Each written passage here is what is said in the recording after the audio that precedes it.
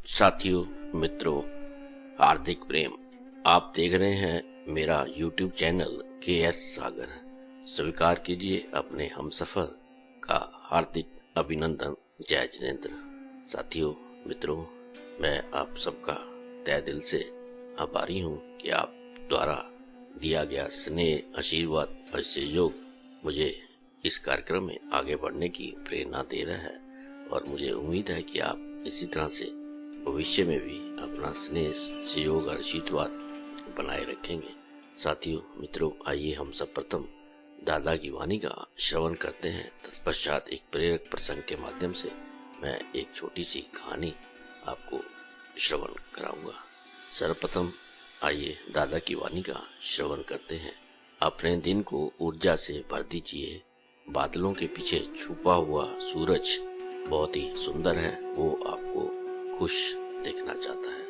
Fill the day with full of energy, the sun behind the small cloud, so nice, see you the most happiest person। झाड़ू जब इकट्ठी रहती है तो वह गंदगी साफ करती है, उसके विपरीत जब वह बिखर जाती है तो खुद गंदगी बन जाती है।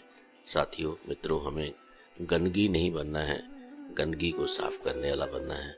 एक दूसरे से प्रेम करना है और अपने जीवन को निरंतर आगे बढ़ाते रहना है। He is a brave man who can say no। वो आदमी बहादुर है जो ना कहना जानता है। साथियों, जीवन के अंदर भिन्न प्रकार की परिस्थितियां का सामना हमें करना पड़ता है। कभी कभी उचित और अनुचित का फैसला हमें करने में कठिनाइयों का सामना करना पड़ता है, परंतु वह आदमी बहादुर है जो उचित समय पर उचित निर्णय लेता है और अनुचित और उचित के बीच में निर्णय लेते हुए अपनी बुद्धि का परिचय देता है। If you knock the door he will open the note. अगर कोई आदमी उस परमपिता परमात्मा का दरवाजा खड़काता है तो वह उस दरवाजे को अवश्य ही खोलेगा। बस जरूरत इस बात की है कि हमें प्रयास करते रहना है। अगर कोई व्यक्ति ट्रेन का आखिरी डिब्बा भी पकड़ लेता है तो वह अपनी मंजिल पर पहुंच जाता है।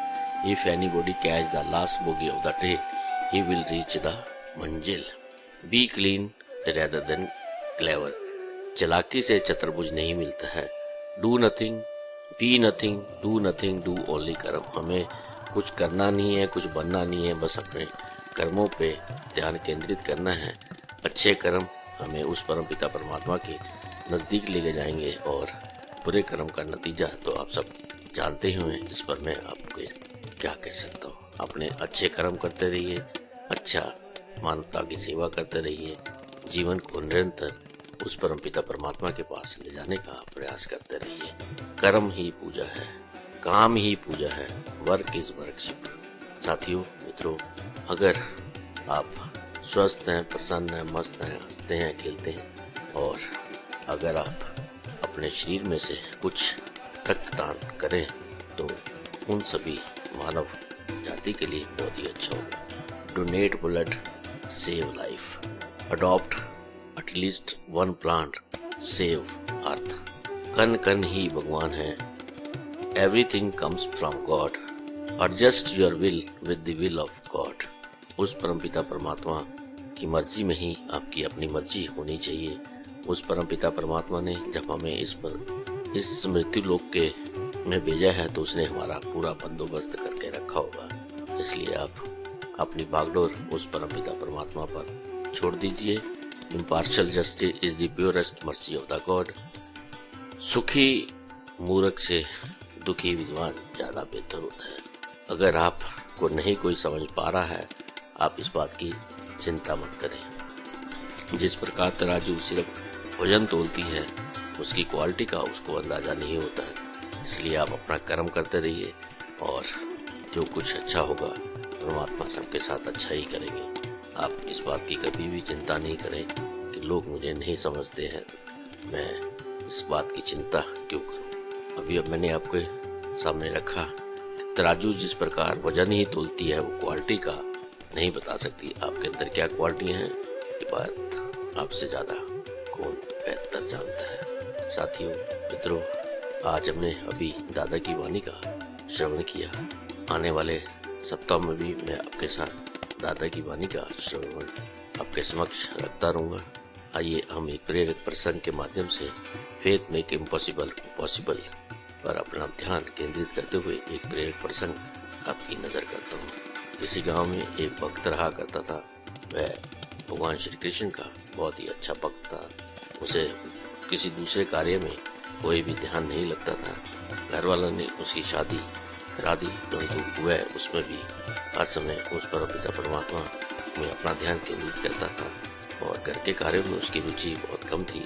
एक दिन पता नहीं ना जाने उसके दिमाग में क्या आया, वह गृहस्थ जीवन को त्याग कर उस परमपिता परमात्मा की तलाश के लिए घर से निकल गया। घर से चलते समय उसने सिर्फ एक छड़ी के अलावा एक भगवान श्री कृष्ण का जैकेट यानी कि लॉकेट अपने गले में धारण किया और जन्माष्टमी उस समय आने ही वाली थी।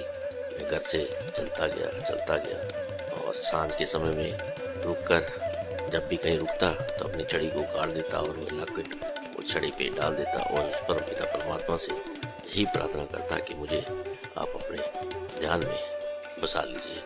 ऐसे करते करते जन्माष्टमी के दिन मैं भगवान श्री कृष्ण के बांके बिहारी के मंदिर में पहुंच गया। भगवान श्री कृष्ण का उसने जन्म के दिन दर्शन किए और वापस आ गया, परंतु जब वह वापस आ रहा था तो वहाँ बहुत बड़ा लंगर लगा हुआ था। भूख से तो वह व्याकुल था ही, परंतु वहाँ पे उपस्थित लंगर वालों ने उसको ये कहकर लंगर नहीं दिया कि ये उन सभी वीआईपी लोगों के लिए है। अगर तुम्हारे पास वीआईपी का पास है तो वह दिखाइए, तब आप इसमें लंगर कर सकते हैं। भूख से व्याकुल होकर वह वापस अपने घर की ओर चला गया और उस परमपिता परमात्मा पर अपना भरोसा बनाए रखा कि भगवान मुझे दर्शन अवश्य देंगे। और इसी रेडमंड में आपस में खुद से बातें करता करता वह घर पहुंच गया और बिना खाना खाए पिए भी वह सो गया। रात के समय में योगेश्वर श्री कृष्ण ने उसको दर्शन दिए और कहा कि मेरा भक्त भूखा है तो मैं कैसे सो सकता हूँ। साथियों, मित्रों, अगर हम उस परमपिता परमात्मा पर अपनी डोरी छोप लेंगे तो उस परमपिता परमात्मा हमारा पूरा ख्याल रखता है और उसे किसी प्रकार की कठिनाई नहीं आने देता है। जितनी भक्त को भगवान की चिंता होती है उससे ज्यादा भगवान को भी अपने भक्त की चिंता होती है। इसका उदाहरण आपने सुदामा भक्ति के अंतर्गत साधु संतों महात्मा से अक्सर सुना ही होगा। साथियों, भगवान पर विश्वास बनाए रखें, अपने पर विश्वास बनाए रखें। उस परमपिता परमात्मा के पास जाने का इससे अच्छा कोई भी साधन नहीं है। मृत्युलोक की इस भूमि में जिस कार्य के लिए हम आए हैं वह कार्य हमें उस परमपिता परमात्मा के नजदीक जाना है और उसमें विलीन होकर 84 लाख की योनियों में मुक्त करना ही हमारा एकमात्र लक्ष्य होना चाहिए। ये नहीं कि हम सब काम को छोड़कर उस जीवन को छोड़कर संसार को त्याग कर वन में चले जाएं। सभी नैतिक कार्यों का निर्वाह करते हुए हमें अपने आप को उस परमपिता परमात्मा को समर्पित कर देना है और अपना ध्यान उसको केंद्रित करते हुए सभी कार्यों को करना है।